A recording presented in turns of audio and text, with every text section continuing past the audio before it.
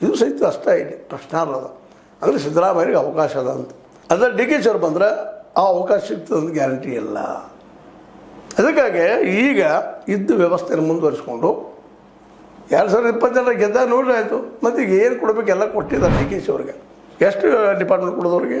ನೀರಾವರಿ ಕೊಟ್ಟಿದ್ದಾರೆ, ಬೆಂಗಳೂರು ಸಿಟಿ ಕೊಟ್ಟಿದ್ದಾರೆ ಅಭಿವೃದ್ಧಿ. ಅದೇ ಕಾಲಕ್ಕೆ ಏನಪ್ಪ ಉಪಮುಖ್ಯಮಂತ್ರಿ ಅಧ್ಯಕ್ಷ 4 ಪೋಸ್ಟುಗಳು. ಮತ್ತು ಯಾಕ್ರಿ ಅವ್ರಿಗೆ ಈ ಕೆಲಸ ಮಾಡಿಕೊಂಡು ಮೊದಲೀಗ 2028 ಗೆಲ್ಲೋದ್ರ ಕಡೆ ವಿಚಾರ ಆಗಬೇಕಾಗ್ಯದ.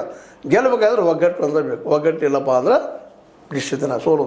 ಅದನ್ನೇ ಇವತ್ತು ನಿತಿನ್ ನವೀನ್ ಅವ್ರು ಹೇಳಿಬಿಟ್ಟಿದ್ದಾರೆ ಅವ್ರ ಪಾರ್ಟಿಗೆ, ನೀವು ಇಲ್ಲಿ ಜಗಳ ಬಿಡ್ರಪ್ಪ ಇದನ್ನಂತೆ.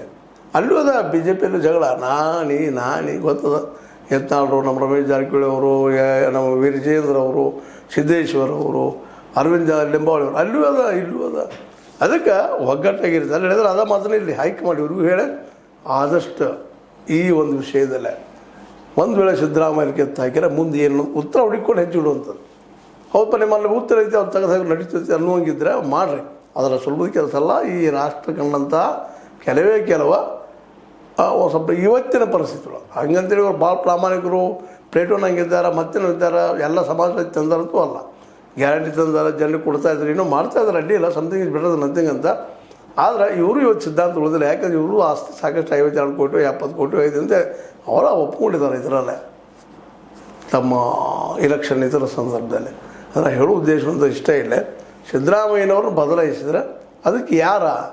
ಇವತ್ತು ನಾನು ಹಲವು ನಮ್ಮ ವಿಡಿಯೋಗಳಲ್ಲಿದ್ದ ಪ್ರಶ್ನೆ, ವಿಜಯೇಂದ್ರವ್ರು ಬದಲಾಯಿಸಿದ್ರೆ ಯಾರ?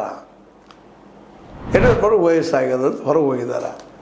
ಬೊಮ್ಮಾಯಿ ಅವ್ರಿಗೆ ಯಡಿಯೂರಪ್ಪರ ಚರಿಸ್ಮಾ ಇಲ್ಲ. ಅದೇ ಕಾಲಕ್ಕೆ ನಮ್ಮ ಜಗದೀಶ್ ಶೆಟ್ಟರ್ ಅವರಾಗಿರ್ಬೋದು, ಇನ್ನೊಬ್ಬ ಸದಾನಂದ ಗೌಡ್ರ